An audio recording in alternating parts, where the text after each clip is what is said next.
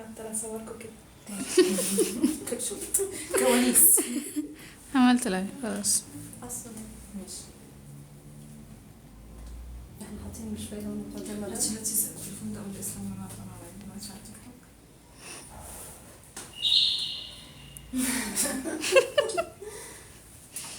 انت بدأتي؟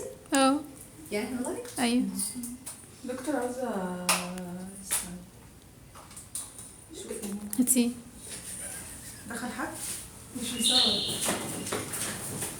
السلام عليكم، كل سنه وانتم طيبين بمناسبه رمضان وعيد الام الاسبوع اللي جاي ان شاء الله. كل سنه وانتم طيبين والامهات كلها بخير والامه الاسلاميه يا رب كلها بخير كده يا رب ويعيد علينا ايام بخير. ماما شيل ايدك من السماعه من تحت. ايوه احنا كده صوتنا مسموع. طيب تمام. النهارده انا دكتوره عزه بس هعمل لها شويه حاجات كده سريعه المفعول، حاجات كده ايه منقذه في مناسبات سريعه، لو عروسه لو عشان العيد او كده. هنعمل شويه جلسات سريعه المفعول، هي بتقعد فترات مش طويله قوي بس حاجات منقذه وبتكلفه قليله، على عكس الجلسات المكلفه دلوقتي خصوصا الفيلر وكده. يعني في احنا معانا فيلر بيقعد فترات مش طويلة من شهر لشهر ونص، شهرين ماكسيموم. عاملة ايه؟ ده ينقذنا في مثلا عروسة او واحد عندها مناسبة او حاجة، حد عايز حاجة يعمل حاجة سريعة، حد عايز يجرب تأثير الفيلر شكلها يبقى عامل ازاي، وفي نفس الوقت ما تكونش اتدبست في فترة طويلة او حاجة، وفي نفس الوقت التكلفة تكون قليلة شوية. فاحنا هنعمل النهارده مع الدكتوره عزه كده ديمو على بعض المنتجات. هنعرفكم الاول هي الدكتوره ليكس. غاده عباسي استشاري الامراض الجلديه والتجميل، وموجوده معانا في العياده يوم الخميس ان شاء الله من كل اسبوع من الساعه 8 للساعه 10 في رمضان، وفي غير رمضان هتبقى من الساعه 7. الدكتوره غاده عندها عياده في ايدكو، الناس اللي بتتابعنا من البحيره في شارع احمد شوقي، حابب يعمل نفس الجلسات هناك ينورها، او اللي عايز يعمل هنا في اسكندريه ينورها. وان شاء الله باذن الله لما نحقق تارجت اللايف اللي انا حاطاه لكم فوق هنعمل سحب على جلستين من الجلسات اللي احنا هنعملها دلوقتي. فانا بقى خلاص نقول بسم الله. يلا يا زوسة.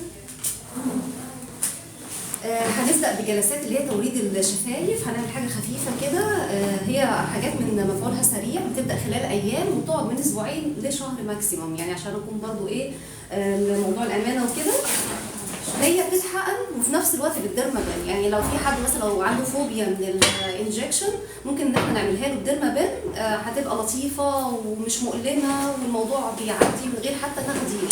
فاحنا هنعمل دلوقتي الاثنين، هنحقن للدكتوره عزه وفي نفس الوقت هنعمل لها بالديرمابان. طبعا يا جماعه المواد دي مش الحاجات اللي بيستخدموها السيرابست في الكوافيرات، عشان انا بسمع عن حاجات توريد لا وده على فكره مش حرام خالص، دي حاجه مش تاتوينج ولا حاجه ان هي حاجه بتقعد فترات طويله، واللي هو الحاجات اللي هي الاحبار والحاجات دي، فاحنا الحمد لله بعيدين عن الشبهه دي تماما. غير ان الاحبار كمان مسرطنه، يعني الاحبار اللي هو هو سبحان الله ربنا ما حرمش حاجه يعني أوه. غير لفايده لينا، حتى لو ما بانت لناش يعني. فنقول بسم الله. يلا يلا بينا بسم الله. ماشي شويه بسم الله الرحمن الرحيم. هنقمص حاجه خفيفه بس كده واحنا من غير تقدير يا جماعه، فايه فالموضوع ان شاء الله يبقى ايه سلس معانا. في حد دخل كومنتس او اي حاجه؟ لا. لو حد حاجه حابب قال حاجه قولي يعني. حاضر. طيب بسم الله. حاجات كليبات صغننه قوي كده في الشفايف. بسم الله الرحمن الرحيم. وحاجه سوبرفيشال قوي.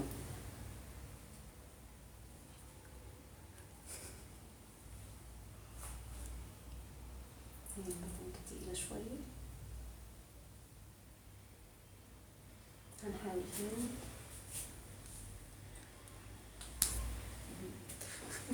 معلش. بسم الله الرحمن الرحيم.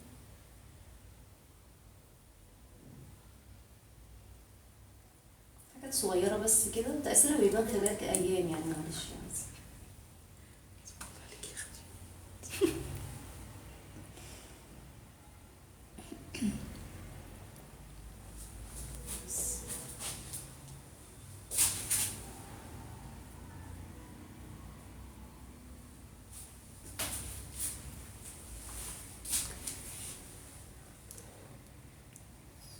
ما تخافيش والله للدرجات دي، مش للدرجات دي يا جماعه، والله الموضوع مش مؤلم للدرجات دي.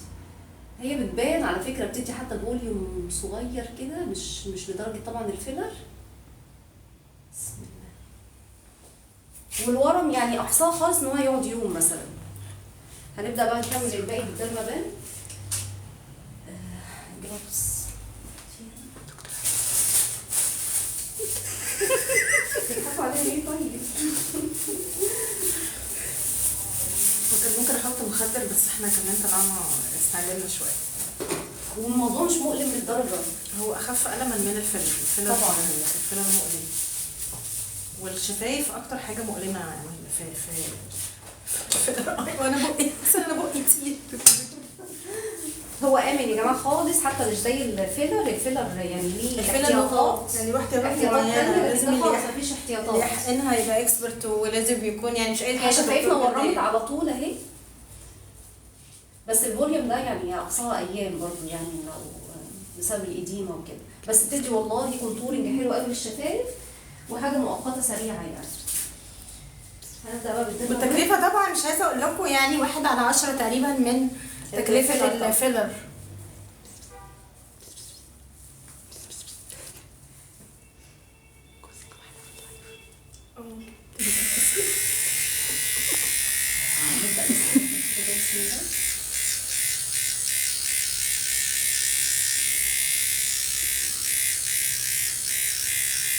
لا انتي ورمتي عملتي كده رائع. فعلا شكله حلو جدا ما شاء الله. انا بشوف. لا ما شاء الله حلو. والدرمة ايه يا جماعه والله ما مؤلم تماما، حاجه خفيفه شكشكه خفيفه دغدغه كده يعني. لا انا البيرمابان ده بحبه جدا في اي حاجه. وريني عايزة تشوف هتبقى مراية صغيرة. لسه ثواني دلوقتي هنجيب لا لك تلاقي مراية صغيرة. هنحط بقى الماده. قبل ما نحط الماده بس هنمسح بس البلاط. هي الماده المفروض تفضل معانا مثلا من نص ساعه لساعتين. ده انا عامله فيلر بجد. رائع. ده حلو جدا. أنا عايزة أعمل. مش كنتش هتعيطي دلوقتي؟ يلا يا جماعه عشان اللي هي صابونة. وعلى فكره كميه الحقن يا جماعه برضه مش كميه كبيره، يعني انا حقنت حاجات كميه صغيره قوي وعطت التاثير ده، بس برضه باكد ان التاثير ده برضه مش فترات طويله. هي حاجه منقذه كده وفعلا بتدي لون حلو، واللون ده بيبدا خلال ايام. هي مش مجرد بس الوان يا جماعه، هي بقى برضه فيها هيالورونيك اسيد وفيها حاجات نضاره وحاجات لتفتيح الشفايف، والناس اللي هي مثلا يعني السموكرز وكده هتبقى جميله قوي. انا بعمل بس بطريقه ستاندنج بس كده مش الطريقه الثانيه. بس احنا كده خلاص خلصنا. يعني هو بيدي نضاره وبيضيع اللاينز بتاعت السموكينج بتاعت التدخين. الناس اللي بتدخن يبقى بقها دايما من كتر عامله كده بيبقى بقها فيه لاينز، والناس اللي بقها مسبغ من السجاير بتضيع لها الصبغه. ممكن نعمل قبلها جلسه تقشير يبقى حلو قوي. عملت جلسه تقشير وبعدين عملت كده عشان تشيل الصبغه بتاعت السجاير هيبقى حلو قوي. هنعمل تاني حاجه اللي هو ميزو ثيرابي للهير. فاحنا طبعا عشان هي دكتوره محجبه وكده فاحنا هنعمل في الهير لاين بس هنا كده. ده عباره عن ستيم سيلز وكده من الحاجات المنقذه في الهير فولينج، سواء الهير فولينج العادي التساقط العادي او الوراثي. يعني برضه هنحقن برضه حاجات كميه خفيفه كده ومش مؤلم يا جماعه قوي، يعني حاجه برضه خفيفه بسم الله بسيط. هنحقن بس كميه صغيره. وعلى فكره ممكن الناس برضه اللي عندها فوبيا من الحقن بيتعمل بالدرمابان عادي، بس بننصح بعدها ما يبقاش فيه غسيل للشعر على الاقل لمده 24 ساعه. بس هي بس الهير لاين بس كده. اخر حاجه هو في هنا خط صغير كده اللي هو المليونات. قبل ما نتكلم هي عن دكتوره عايزه ما شاء الله، والكونتورنج ده طبيعي يا جماعه والله، هي مش حقن فيلر او مش حاجه فيلر ما شاء الله يعني. فانا ده فيلر منقذ للبنات اللي حابه زي ما قلت في الاول، البنات اللي هي حابه انها تعمل فيلر مؤقت بحيث انها تشوف شكلها تجرب نفسها في الفيلر، وفي نفس الوقت التكلفه قليله جدا عن تكلفه الفيلر التاني. فهي ممكن بس هنا بس هنعمل حاجه اسمها ليفتنج اللي هو نرفع الخد. هنيجي بس عند نقطه هنا بس كده محسوبه اللي هي السي كي 1. هنحقن بس كميه صغيره ترفع بس ايه تعمل ليفتنج خفيف عشان اللي هي المليونات دي. وده برضو باكد تاني ان الفتره بتاعته مش فتره طويله. بس ممكن تعملوه كل شويه، يعني حتى لو عملتوه كل شويه هيبقى تكلفته اقل من الفيلر وهيديكي نتيجه في وشك احسن من الفيلر، لان هو بيبقى فيه مواد تانية بتدي نضاره غير فكره ان انا عامله وشي وخلاص. وما تنسوش ان احنا لو حققنا تارجت اللايف في هعمل جلسات سحب معانا. لا هنعمل سحب على هي جلسات. الماده تقيله يا جماعه، فعلا تقيله زيها زي الفيلر، بس طبعا مش زي ده خفيف. هنعملها ان شاء الله تكون حنينه قوي معانا ان شاء الله. لسه شوية. بسم الله. بسم الله الرحمن الرحيم. هنيجي على الفم اهي، احنا كده على الفم. طب حلو الحمد لله. مفيش حاجه ان شاء الله. هنحقن بس كميه كده، مش هنحقن برضه كتير.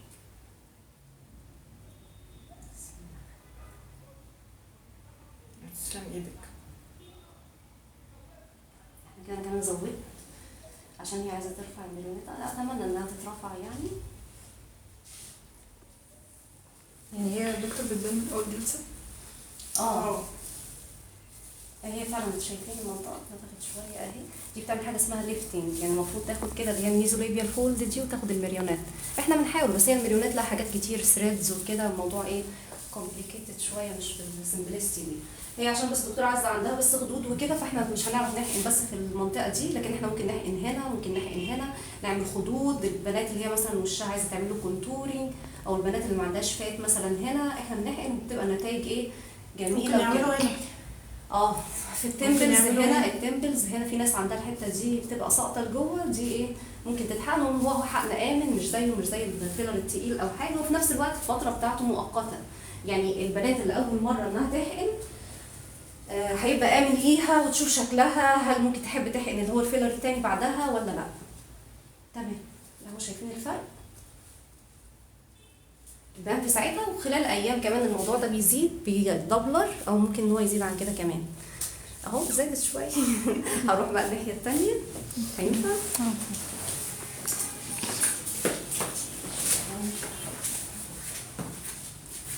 انت هنا ماشي. في اصلا ناس كتير في اللايف ولا لا؟ في خايفين ولا حاجه ولا ايه؟ طيب احنا كده هنغير السن، معلش سن 3.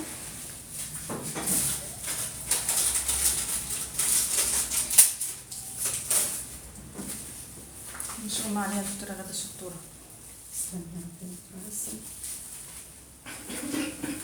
يعني الواحد برضو ما يسلمش وشه لاي حد. ايه جوزك بيقول لك كفايه يا دكتور. الناحيه الثانيه لا هي حاجه خفيفه. هي حاجه خفيفه. لازم نجيب حاجه. جوزها خايف عليها يا جماعه طبعا، يقول لها كفايه. بس لا الناحيه الثانيه بس، يعني عشان امشي ناحيه وناحيه ما ينفعش.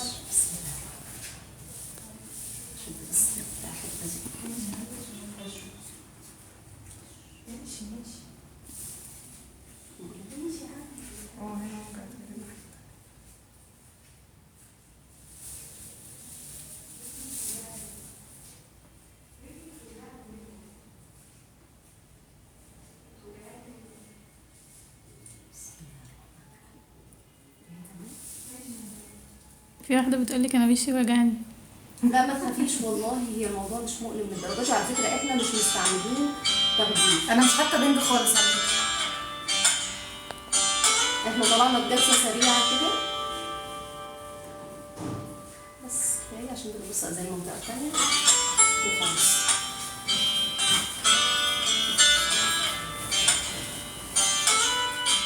امال لو شفتوا الثريدز يا جماعه الخيوط هتعملوا ايه؟ هرغم عليكم بقى.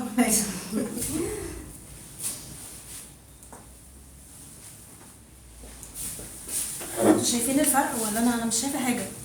لا هو فيه، لا هو ما باينه حتى، يعني حتى في ان هي في واحدة بتقولك والله انا حاسة اني هعيط ليها. انها ايه؟ هتعيط لك. لا يا جماعه بعتوها ايه بس والله الموضوع هين. معلش بس انا شويه بس هتبقى هتمشي ان شاء الله. جميل تمام.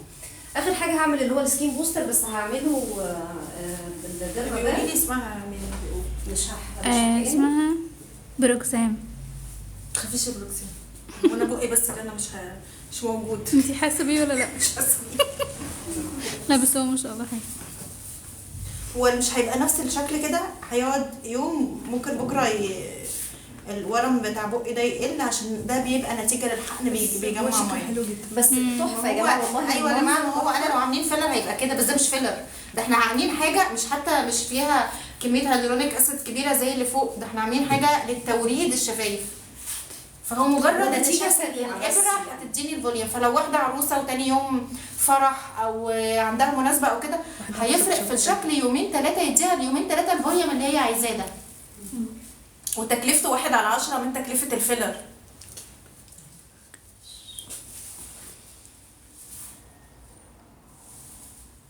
هنعمل سكين بوستر. هي اصلا عندها فوبيا من الحقن ف قلت لك ما اخافش ايه ده، انا عندي فوبيا من الحق. ودي ممكن حقن أغميكي؟ في وشي كمان. ونحط لك ده. احنا مبسوطين ان انتي بتتفرجي معانا.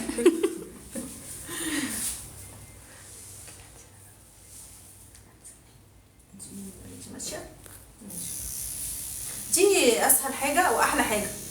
جميل على المدى البعيد والمدى القريب. ترمافان المدى القريب على حسب المدى اللي احنا بنحقنها، على حسب ما يكون التأثير. على المدى البعيد هي السنون نفسها بتاعت الديرمابان بتحفز الكولاجين، وبتاخد لها حوالي من شهر شهرين 3 و6 سنة.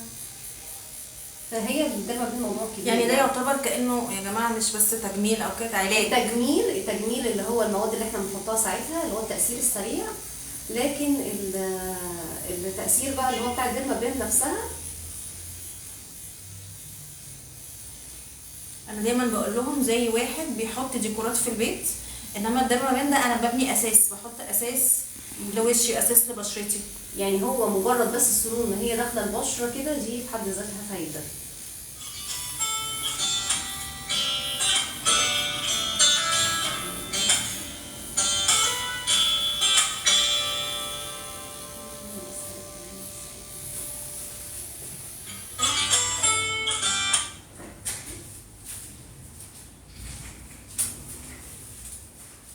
الحاجات دي كلها هتبقى موجوده الاسبوع الجاي، عليها اوفر، وان شاء الله ممكن نعمل سحب على جلستين في اللايف ده، اما نحقق تارجت اللايف بتاعنا. تمام. دي جلسه سريعه ما بتاخدش دقايق، بتحتاج بس بعدها ان المواد تفضل على البشره على الاقل خالص ساعتين.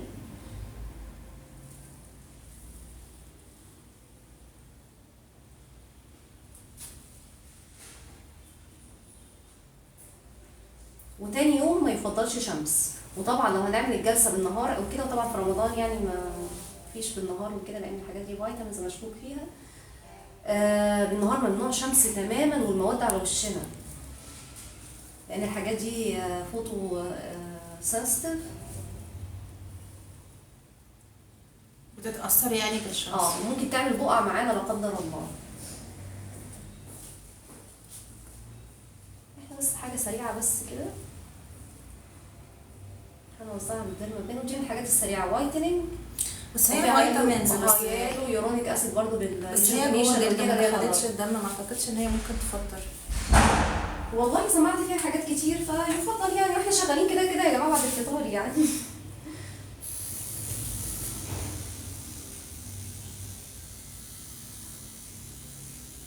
النهارده هتفضل حوالي ساعتين. تليفون ناخد عليه صوت.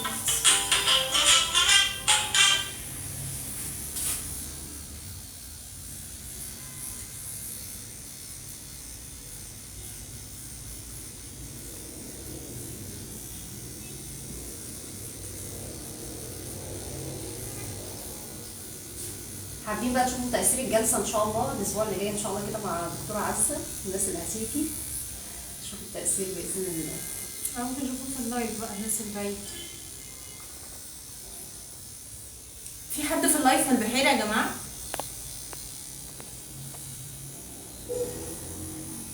محدش بيرد؟ لا مش من اللايف منين؟ وكل واحد يقول لي هو منين؟ بتتابعونا منين؟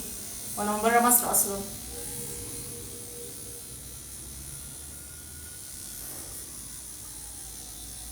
هو إناف كده خالص، وحاجة خفيفة، ما وصلناش إن احنا طلعنا دم أو حاجة. ام ادم من حلوان. اهلا وسهلا يا ادم. ام ادم. مم. يا اهلا وسهلا يا ام ادم. بروكزان من العبور. اهلا وسهلا. القاهره كلكم. اسكندرانيه مش موجودين.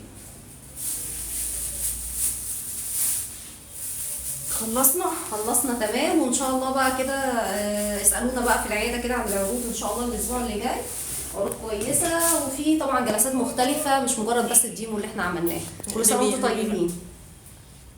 ازاي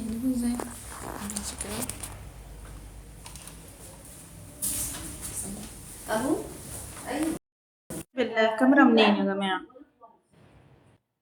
دي؟ لا.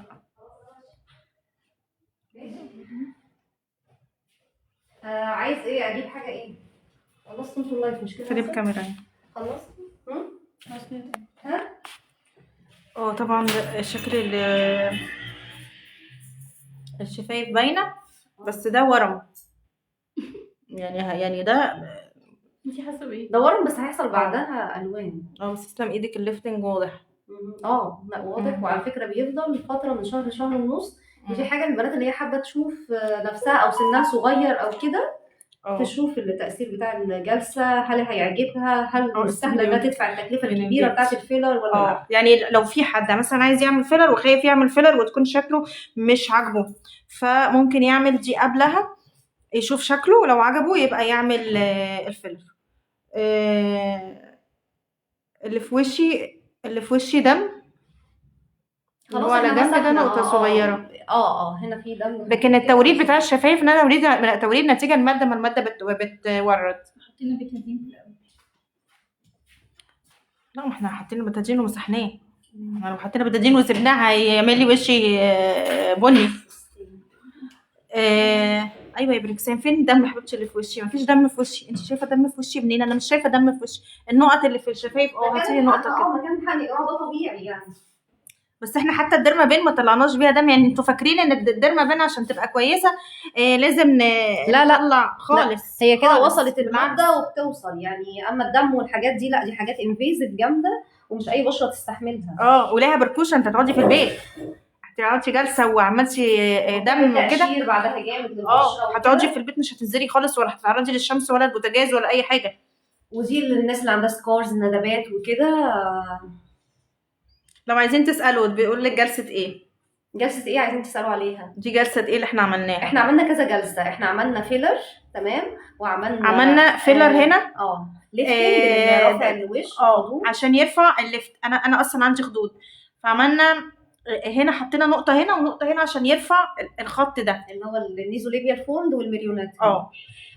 وده مش فيلر، مش بماده الفيلر نفسها، ده ماده خفيفه شويه وتاثيرها كويس لفتره مسعفه، وفي نفس الوقت التكلفه بتاعتها قليله يا جماعه. احنا قلنا كده في بدايه اللايف.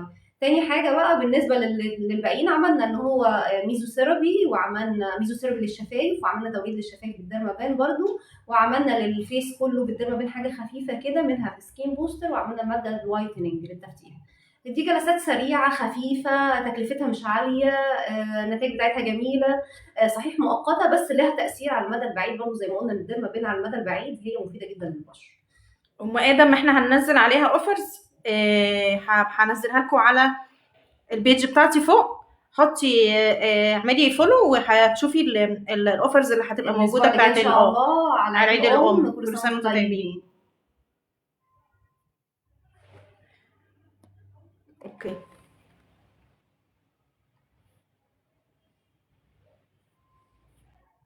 عندكم اسئله تانية يا دكتوره غاده على اي حاجه تخص الجلديه او التجميل؟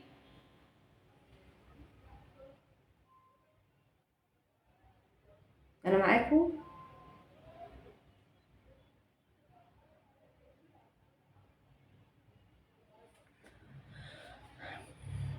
هو دلوقتي منمله شويه عشان الحقن، بس بيخف واحده واحده بيخف طبعا. بكره لما اطلع لايف يا جماعه يعني الموضوع والورمان والكلام ده ما بيستمرش يعني، عشان الحقن والماده نفسها بس. بعد كده هيحصل اللي هيستمر شويه هو موضوع التوريد والنضاره بتاعت الشفايف. احنا قلنا دكتوره غاده اللي لسه اللي داخل، الحاجات دي حلوه جدا في الشفايف للناس اللي عندها اللاينز بتاعت السموكينج. اللي بتدخن وعندها اللاينز بتاعت السموكينج، والناس او اللي عندها غمقان في شفايفها حتى هتسعفها يعني. والناس اللي عندها كمان انيميا وشفايفها على طول بهتانه. والناس عايزة برضه اللي حاجة- شفايفها بتشقق وكده فيها هايلورونيك اسيد ترطيب عميق، ده كويسه برضه. الى جانب طبعا في جلسات تانية البلازما وكده رائعه للموضوع ده. عايزه تسال على حاجه للشعر جوجة او جوجة، عايزه تسالي على ايه للشعر يا جوجة؟ احنا عملنا الشعر هنا موال كبير، يعني ايه المشكله اللي فيه؟ احنا عملنا هنا دلوقتي حقن عملنا لللاينز حقن ده. بس للتساقط للانبات اللي هو الجروث فاكتورز وكده خلايا جذعيه. وفيتامينز. انت عايزه تسالي بقى على ايه؟ تساقط ولا جلسات ايه؟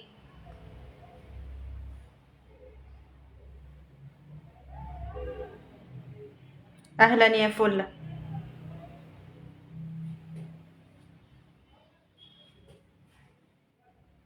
اهلا يا جماعه الناس اللي منوره اللايف جديد. احنا كنا عاملين جلسات للوش، عملنا هنا حاجه شبيهه بالفيلر، هي مش فيلر، ميزوثيرابي للشفايف، هي ورمه شبه الفيلر عشان مكان الحقن، وعملنا توريد ادت لون في ساعتها بيستمر مش كتير، بيستمر يعني لو عندك ايام. مناسبة خلال يومين مثلا وعايزة حاجة سريعة، شفايف مشققة، شفايفي لونها بهتان، كده هتبقى من الحاجات الحلوة قوي يعني، والحاجات اللي تأثيرها سريع وفي نفس الوقت مش هتفضل فترة طويلة. بس احنا ساعات بندي روتين معاها علاجي يخلي الموضوع كويس قوي بعدها، كعلاج للجفاف، للألوان، هندي فيتامينز، هندي حاجات تعمل ريجوفينيشن، حاجات تدي توريد لو في انيميا او كده، بس ده على المدى الطويل كعلاج.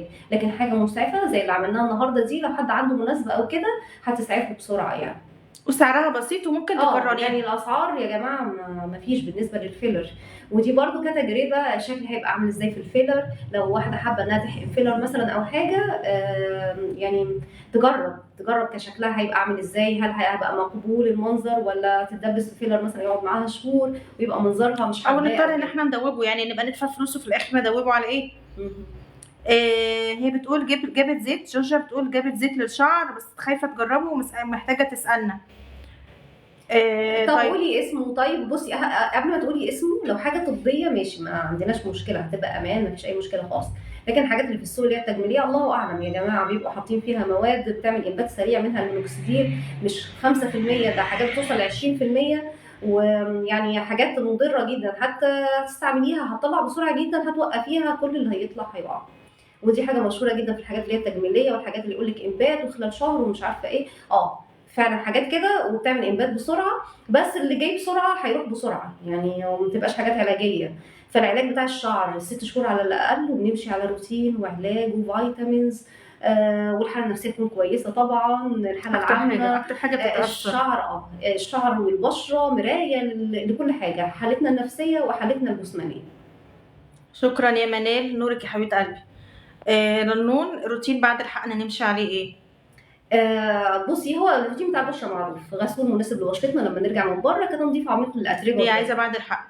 بعد الحقن احنا بنفضل بعد الديرمابان بعدها بيوم على الاقل ان احنا ما ننزلش في الشمس خلاص، لو مضطرين ننزل يبقى واقي الشمس بتاعنا وخلاص. بعدها بنستعمل حاجات النضاره بتاعتنا، سواء بقى حاجات على حسب السن، سن فوق 25، سن فوق 30 35، اللي اقل من كده. كل حاجه يا جماعه ليها الحاجات الخاصه بيها يعني. يعني في حاجات بتضطري تستخدمي مضادات حيويه وحاجات بس مش الحاجات اللي احنا عملناها. نادرا يا جماعه، نادرا. يعني ده ممكن في مع حالات الفيلر بقى وكده، الناس اللي بيبقى عندها هيربس وكده بتضطر ناخد بقى الحاجات اللي هي المضاده للفيروسات وكده. لكن لا، في الغالب لا، ما فيش حاجه خالص. بصي يا دكتور، فاسترتوم، هل ده كويس؟ ايه فاسترتوم ده؟ هو حاجه تلاقيها في زيت الثوم او حاجه. والله هو زيت الثوم مفيد، ما فيش منه اي مشكله، وما اقدرش ان انا اقول حاجه. بس برضو بقول لو حاجه تجميليه ما بيبقاش مجرد ان هم حاطين زيت ثوم، بيبقوا حاطين حاجات تانية، فانا لا ما اضمنش بصراحه. للاسف الحاجات اللي انت بتجيبيها اي حاجه طبيه انت هتقولي عليها اقول لك ماشي اوكي مفيش مشكله. الحاجات الطبيه عليها رقابه، عليها حاطين حاجات بنسب يا جماعه يعني معروفه، وعارفين اللي جوه الحاجه ايه. لكن لا، حاجات تجميليه. لكن انت هتشتري حاجه انت مش عارفه جوه فيه ايه. نادرا ما بيبقى في حد عنده امان وعامل حاجه كويسه. ازاي اعرف ان وشي محتاج جلسه ديرمابان؟ بصي اول حاجه لو وشنا بهتان، لو انا عايزه اعمل جلسه كده تديني لون جميل لبشرتي، عندي مناسبه، شايفه ان في مشاكل في بشرتي، مثلا في تصبغات، في رينكلز صغيره اللي هي تجاعيد صغيره، على حسب على حسب، وعلى حسب سنك برضه. كل ما هو دون ال 25 حاجه وفوق 25 حاجه، لان الخلايا بتاعت بشرتنا قبل 25 بتطلع الكولاجين طبيعي. بعد 25 بيبدا بقى انتاجها للكولاجين والالاستين وكده بيقل، فبنحتاج ان احنا ندي حاجات. لكن البنات مثلا هو اقل من 25 سنه وبتستعمل كولاجين وحاجات من دي غلط يا جماعه، واكس كبيره، هي بشرتك اصلا بتطلع، فانت بتديها من بره، فانت بتخليها كده كسلانه انها تطلع. لكن بعد 25 لا فيه. وعلى فكره بعد 25 ليها نسبه محسوبه، بعد 35 الكولاجين ليه نسبه محسوبه، بعد احنا محتاجين بقى فيديو بعد ال 50 تقول الكولاجين لنا ليه كل نسبه سن محسوبه. يستخدم قد ايه. لكن في حاجات طبعا مش طبيه تجميليه الكولاجين فيها عالي جدا، وده اول البنات ما بتستعمله بيدي فوليوم كبير للفيس، بيدي بافي فيس كده، بنسميه حتى بولدوج فيس. ده غلط. ده غلط جدا في السن الصغير، غلط. انت كده خليتي الخلايا بتاعت الكسلانه انها تنتج الكولاجين، وبعد كده اول ما هتوقفي الكولاجين ده البشره خلاص. والمصنع اللي عندك المصنع اللي عندك بيطلع، انت وقفتيه، والوش ساعتها بعدها ممكن كمان يترهل من كتر الكميه. في بقى كارثه اللي هو الكريم اللي بيتحط يقول لك بديل البوتوكس وبيشد البشره، بيشدها. هو في منتج طبي منه، تمام، في منتج طبي منه، بس يعني دي حاجه مؤقته. طول ما انت بتستعمليه خلاص هيعمل تاثير، اول ما بيقف خلاص. لكن البوتوكس يا جماعه طبعا ما فيش بديل في حاجه بتحطيها وقتيا بتروح شده دي. بصوا دي كان قبل كده كنت سمعت عنها وكده، هي حاجه تجميليه برضو مش حاجه طبيه، وبتعمل تاثير سريع وما بيقعدش اكتر من 24 ساعه، واعتقد مش حلوه. بصي هي تعتبر مسعفه لبعض الناس اللي هي عندها رينكلز او حاجه وعندها مناسبه بكره مثلا او حاجه، وما سمعتش عنها فيدباك وحش يعني مش هتخلي الوش يحصل له لا بعد كده. لا لسن كبير لا. اوكي. طيب حاجه دي بقى الكارثه بيعملوها في البيت. تقشير الفواكه مناسب للتصبغات والنمش.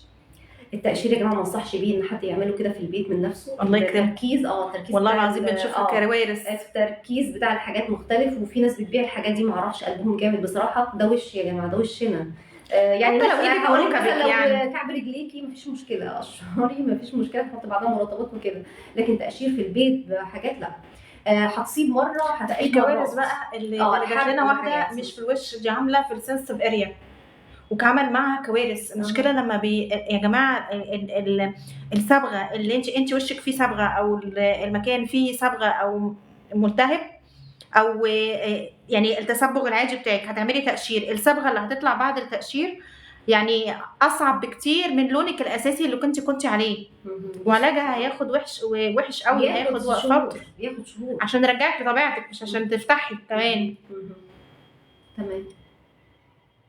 احنا دلوقتي مش بنعمل التقشير يعني بيبقى اغلبه دلوقتي كولد بيل، ما بيبقاش كولد بيل وتقشير كيميائي وكده.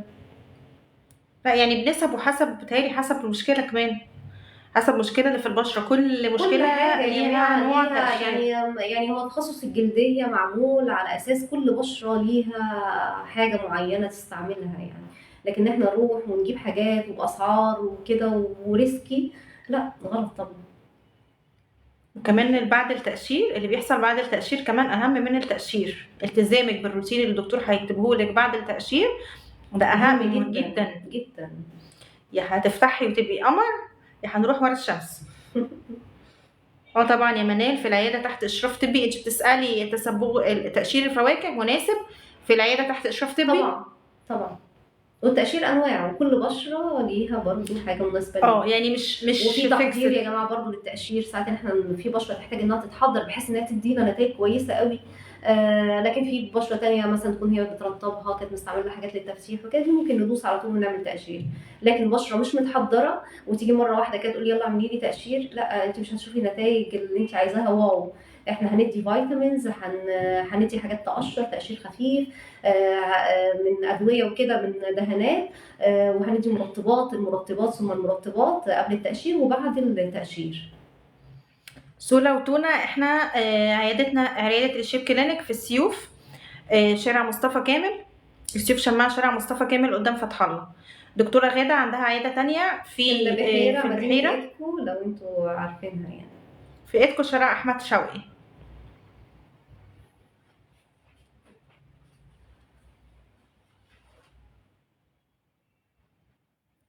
ما عنديش فرع في اسكندريه غير السيوف او يا طول.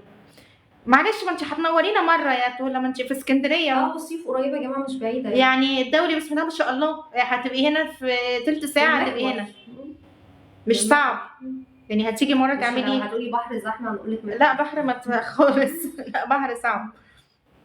من ورا الدنيا هتبقى سهله جدا.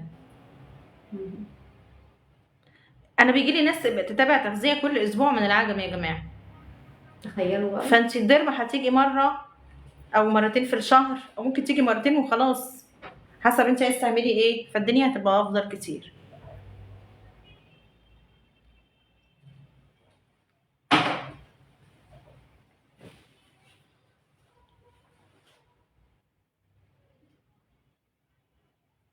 الناس داخله جديد. احنا عملنا جلسات، جلسه سكين بوستر والجلسات باينه اصلا على وش الدكتوره عزه ان شاء الله. يعني يا ريت يفضل كده ده مش فلتر، لا مش فلتر.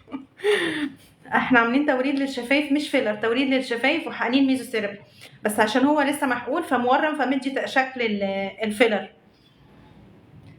عشان احنا عاملين يا سولا الديرمابان عاملينها مش ديرمابان عاديه، ديرمابان بسكين بوستر، فالمواد اللي فيها حاجه خفيفه تركيزتها عليها. بتقول لي هي عملت قبل كده وما كانتش باينه، فبقول لها احنا باينين عشان احنا حاطين ماده قويه وتقيله يعني تركيز الهيدرونيك فيها عالي. وفي نفس الوقت ما نزلناش الدم اللي هو بيقعدوا يعملوه زي كانهم جزارين دول. يا جماعه الموضوع مش مستاهل، تلاقي خرابيش في وشك وطلع لك حبوب يعني هتعيشي حياتك من تاني يوم عادي جدا.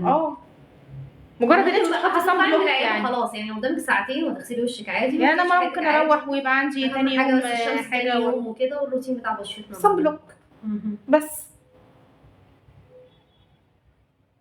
والله يا جماعه انا شايفه ان الموضوع ده الطف من الفيلر، واحطه حتى لو هحقن كل شهر او كل شهرين حتى مره، والتكلفه طبعا مختلفه خالص. قلنا لو واحده حابه تجرب شكل الفيلر على شفايفها هيبقى عامل ازاي، او حابه وبعدين مثلا كونتورنج لخدودها وكده، وفي كمان حلوه يعني كفايده مش مؤلمه والله يا جماعه. لا مش هو الفيلر مش مؤلمه، كانت مؤلمه الشفايف بصراحه، مؤلمه شويه لانها منطقه حساسه وكده، والنهايات العصبيه فيها كتير. دي ممكن بتخدير عادي مفيش مشكله. انا ما حطيتش على فكره خالص، على فكره ما حطيناش تخدير. ولو معانا من بدايه اللايف احنا ما حطيناش اي تخدير خالص، طلعنا على طول ديم وعلى طول كده. بس ما ينفعش تحقن تحت العين. لا تحت العين فيلر بس. هو تقيل، هو وظيفته ان هو يعمل فوليوم وليفتنج، فلا صعب تحت العين. تحت العين بنستعمل حاجات خفيفه قوي، ليها حاجات مخصوص. هبقى سايب لكم اللايف برضو وانزله لكم تاني على التيك توك عشان الناس اللي ما شافتش من اول مره تشوف الجلسات، وهكتب لكم الاسعار بتاعت الجلسات والعروض بتاعتها في الكومنتات، وان شاء الله ما تنسوش بس تعملوا فولو في جلسات سريعه كده ان شاء الله نعملها مع بعض باذن الله. الاسبوع الجاي ان شاء الله. سعيده ان كنت معاكم النهارده، واحنا سعيدين جدا. الله يكرمك يا دكتوره. تسلمي يا رب، تسلمي يا رب، ربنا يحسن ما بين ايديكي دايما يا رب. الله يكرمك. السلام عليكم. باي باي. باي باي. دكتوره غاده هتمشي وانا معاكم كده 10 دقايق، لو حد عنده اي اسئله. باي باي. باي. لو حد عنده اي اسئله انا معاكم كده 10 دقايق قبل ما امشي. معلش انا منزلتلكوش النظام الغذائي اللي انا كتبته امبارح بتاع اللايف، بس هنزله، هحاول اكتبه واعمل له بوست دلوقتي وانزله ان شاء الله.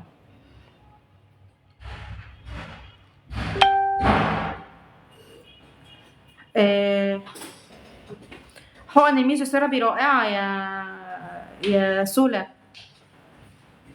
انا اتكلمت عليها كتير. حقن الميزوثيرابي رائعه، ولازم اكون بعمل معاها دايت، لان وظيفه الميزوثيرابي هو انه يختار منين هتنزلي. يعني لازم اكون انا اوريدي على دايت. يعني مثلا انا دايما بشبه الدايت نفسه او كميه السعرات اللي هتخش لي زي الفلوس بالظبط. لو انا الفلوس اللي هتخش لي اقل من اللي انا بصرفه، فانا محتاجه افك التحويشه بتاعتي. هفك التحويشه بتاعتي بقى هجيبها منين؟ في الميزوثيرابي بختار هجيب منين التحويشه، اجيبها بقى من البطن، اجيبها من الارداف، اجيبها من الدراعات، الحته اللي مضايقاني هعمل عليها اللي جلسه ميزوثيرابي او هعمل عليها الكافيتيشن. تمام. ده بالنسبه للميزوثيرابي او جلسات تفتيت الدهون. لازم يكون معاها دايت عشان اوريدي اللي هي بتعمل ايه، هي بتكسر الدهون الموضعيه اللي انا حقنت، المكان اللي انا حقنت فيه الجلسه هو ده اللي هيتكسر. فلازم الدهون اللي انا كسرتها دي احرقها، يعني يكون عندي عجز سعرات عشان اخد اللي انا كسرته ده احرقه. تكلفه الميزوثيرابي الجلسه ب 850 واحنا عاملين عليها اوفر الجلستين ب 1500 ومعاهم ابرتين حرق. ابر الحرق دي ابر عضل بتتاخد عضل. هطلع لكم لايف مخصوص نتكلم على الميزوثيرابي، الفرق ما بين الميزوثيرابي ابر الحرق، لانها من احلى الحاجات اللي ممكن تعمليها في رمضان بالذات مع الصيام، لان هيجيب لنا نتيجه دبل اي نتيجه انت ممكن تلاقيها في اي وقت تاني. الابر الحرق حقن عضل، بحقن عضل، الحقنه العضل. انا هطلع لكم ان شاء الله لايف مخصوص عليهم يا تولا يا سولا، ودول ولادك مش كده، ربنا يحفظهم. الحقن الميزوثيرابي، حقن الحرق بتبقى حقن عضل بحقنها مره في الاسبوع، ربنا يبارك فيهم. حقن عضل بحقنها يا اما مره في الاسبوع يا اما مرتين. ده بيعمل شيبنج للجسم كله، بيعمل نحت للجسم كله، ما بيعملش نحت لحته معينه. حقن الميزوثيرابي انا بحقن موضعيا، انا عندي دهون في البطن بحقن في البطن، عندي دهون في الدراع بحقن في الدراع. انما الابر الحرق بيبقى الجسم كله، بيساعد شويه على تنزيل الدهون بنسبه اكبر، او بيضمن حرق الدهون بنسبه اكبر، او بيساعدني لو انا ثابته على الميزان ان انا اعمل شيب لجسمي كويس. خاصه الناس اللي عندها الحرق بتاعها مش حلو، زي مقاومات الانسولين بيبقى حلو قوي معاها.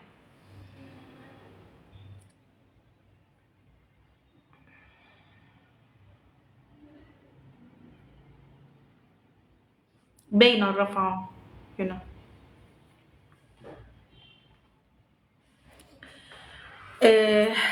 عندكم اسئله تانية؟ عشان بقى ايه هنروح، ممكن نطلع بكره ان شاء الله نتكلم. ايه رايكم بكره نتكلم على ايه في اللايف؟ نتكلم على الحاجات المستخدمه عشان الجوع، ولا نتكلم على ابر الحرق والميزوثيرابي؟ هنعمل كده، ايه رايكم نعمل بول عليهم دلوقتي؟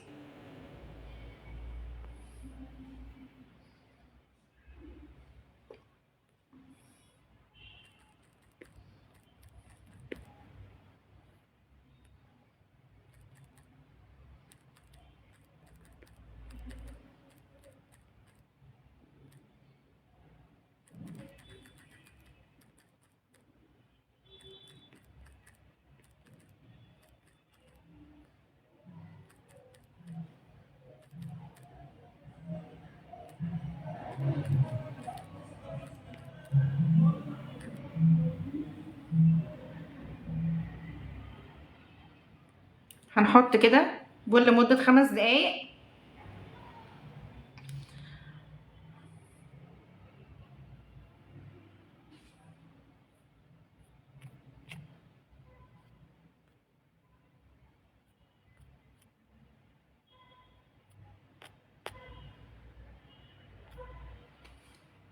جاوبوا على لايف عن ايه، على البول اللي انا عملته.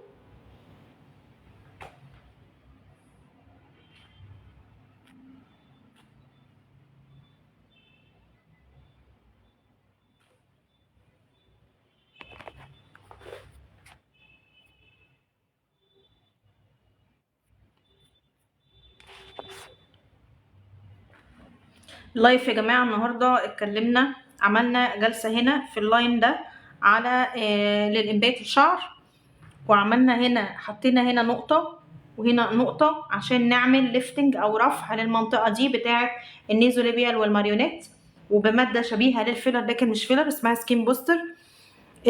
سكين بوستر بلس، بيبقى تركيز الهيالورونيك اسيد فيها عالي جدا 20. بس نوع الهيالورونيك اسيد بتاعه غير النوع الهيالورونيك اسيد اللي بيبقى في الفيلر، فبيبقى التأثير بتاعه لفترة قليلة. الفترة دي ممكن تبقى توصل لشهر، شهر ونص بالكتير. تكلفة اقل بكتير جدا من الفيلر، تقريبا ممكن تكون 1/10 من الفيلر. بعمله للناس الصغيرة، ممكن اعمله عشان اشوف شكلي قبل ما اعمل الفيلر، ممكن اعمله كل فترة عشان تكلفة الفيلر، ممكن اعمله لو انا عايزة اعمل نضارة لان ده بيدي نضارة كبيرة جدا للبشرة. عملنا كمان جلسة ديرما بين بسكين بوستر على الوش كله، وده بيعمل تحفيز للكولاجين بتاع البشرة. السكين بوستر اللي احنا حطيناه المادة فيها هيالورونيك اسيد وفيها خلايا جذعية وفيها حاجات تعمل تفتيح للبشرة، وهيقشر تقشير خفيف كده ويديه نضارة. عملنا في الشفايف برضو حاجة ميزوثيرابي، مش سكين بوستر، عملنا ميزوثيرابي للشفايف، حقن بالميزوثيرابي، فادى فوليوم عشان احنا لسه حقنين دلوقتي، يعني مورمة منفخة كلها مية، لكن على بكرة الورم هيقل، فمش هيديني نفس الشكل بتاع الفيلر، لكن اللون بتاع الشفايف هيبقى لون الوردي ده، هيفضل معانا 4-5 ايام، ممكن يوصل لاسبوعين. بنعمله بقى للعرايس، الناس اللي عندهم مناسبة قريب ممكن اعملها كل اسبوعين، تكلفتها بسيطة جدا، هيديني يفضل معايا شكل الشفايف حلو لفترة اطول. بتتعمل للناس اللي بتدخن، فعندهم شفايفهم غامقة نتيجة للصبغة بتاعة التدخين، وعندهم فاين لاينز، عندهم خطوط رفيعة في الشفايف نتيجة لضمة الشفايف بتاعة التدخين، فبتفرد معاهم الشفايف، بتعمل نضارة وبتعمل تحفيز للكولاجين بتاع الشفايف، بيدي شكل احلى. بتتعمل للناس كمان اللي عندهم بهتان في وشهم او في الشفايف، يعني بتدي توريد، ممكن اعملها مش بس في الشفايف، ممكن اعملها في الخدود عشان ادي توريد. المادة دي طبعا غير الحاجات بتاعة التاتو، هي مش حرام لان هي احنا مش بنحقن صبغة، احنا بنعمل حاجة تديني لون لكن مش صبغة. الصبغة مضرة للبشرة، سواء اللي بيتعمل اللي هو اللي بيتقال عليه الجلو او حاجة كده، اللي هو بيبقى زي كريم اساسه وبيتعمل عليه ديرما بين.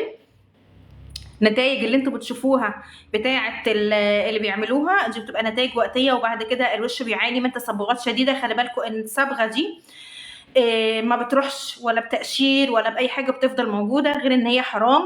هي دي صبغه واتعملت في البشره، فممكن تبقى مسرطنه مع الوقت، مش كويسه. نفس فكره الصبغه، هي نفس فكره التاتو. الصبغه اللي بتتعمل بيها جلسات الجلو دي، او معرفش اسمها ايه، او بيبي جلو حاجه كده، نفس فكره التاتو بالظبط. هو انا بحط لون، بس بدل ما بحطه في الحواجب او في الشفايف بحطه على الوش كله، يديني درجه اللون البيج الفاتح او اللون اللي انا عايزاه. ففي الاول بيبقى الوش كله لون واحد، بس بعد كده الصبغه بتلم في حتت وحتت لا، ودي ملهاش حاجه. يعني حتى بالليزر مش هتتعالج، لان الليزر الاستيمولس بتاعه او الحته اللي يعني زي كده لعبه الدارت، انا هنشن على ايه؟ انا بنشن على صبغه، لازم الصبغه دي يكون لون. اللون البيج ده مش هيتاثر بيه الليزر، فمش هيبان، فمش هيديني نتيجه. يعني كلون، يعني التاتو اللي هو الاسود بقدر اعمله بالاسود او الاحمر، بعمله بالكيو سويتش الليزر بيشيل. انما الناس كلها قالت ان اللايف بكره على تفتيت الدهون، فبكره ان شاء الله هنتكلم في اللايف على تفتيت الدهون وابر الحلق باذن الله. زي ما بقول لكم كده، في التاتو بتاع الحواجب بيشيلوه بالليزر عشان لونه غامق، ففي ليزر بيشيله. انما اللي بيتعمل في البشره اللي هو بتاع اللون اللي هو البيج ده ملوش ليزر. تاني اللي له ليزر اللي هو بتاع التوريد بتاع الخدود وبتاع الشفايف اللي هو لونه احمر، برضو له نوع ليزر بيشيله. بس خلي بالكم ان الليزر حراره، فهيأثر على الوش، يعمل حاجه شبه الحرق، فالنتيجه بتاعته مش هتبقى حلوه. غير ان اللون اللي بيدوه ما بيخليش يعني في الخدود ما بيخليش الخد كله احمر بنفس الشكل، بيبقى ملطش، بيبقى شكله مش حلو خالص. حتى الصبغه اللي بيعملوها او الخط اللي بيرسموه حوالين الشفايف بيبقى شكله وحش جدا. يعني انا اصلا ما اعرفش بيروحوا يعملوه ليه، كشكلا وحش جدا. يعني بغض النظر ان هو كمان حرام، هو شكله وحش جدا. فتوريد الشفايف اللي احنا بنعمله في العيادات ملوش اي صله باللي بيتعمل في الكوافير بتاع اللي هو التاتو ده. لا صبغه، لا هو صبغه ولا بيتعمل بحبر خالص. ده ماده زي الحاجات الميزوثيرابي، فيها حاجه بتخلي الشفايف بتزود الفيتاليتي او الدم اللي رايح للشفايف والخدود، فبتديني توريده. نفس الفكره ممكن تتعمل بالبلازما، بس بتوريد بالهايلوبليكس بيديني نتيجه يعني اطول شويه من فتره البلازما. البلازما برضو من الحاجات الحلوه جدا للوش، سواء بتدي نضاره، فيها خلايا جذعيه، وبتحفز الكولاجين بتاع البشره. شكرا يا جماعه، وكان لايف لذيذ، وشفتوني بقى وانا بتشكوك، وكان في ناس مش قادره تشوف المنظر. وان شاء الله بكره اطلع لكم نتكلم على الميزوثيرابي والابر الحقن. سامحوني مش هقدر اعمل سحب النهارده على اجهزه عشان على الجلسات، عشان احنا ما حققناش درجه اللايف. ممكن بكره نشوف ان شاء الله الدنيا ايه. ان شاء الله بكره حققنا درجه اللايف، ممكن اعمل لكم سحب على ابر حقن. حتى لو انتم من بره اسكندريه ممكن نبعتها لكم بالتوصيل. فاستعدوا بكره ان شاء الله عشان هزود لكم درجه اللايف، وهنعمل سحب ان شاء الله على ابر حقن. تمام، اشوفكم بكره على خير. يلا وتصبحوا على خير. باي باي.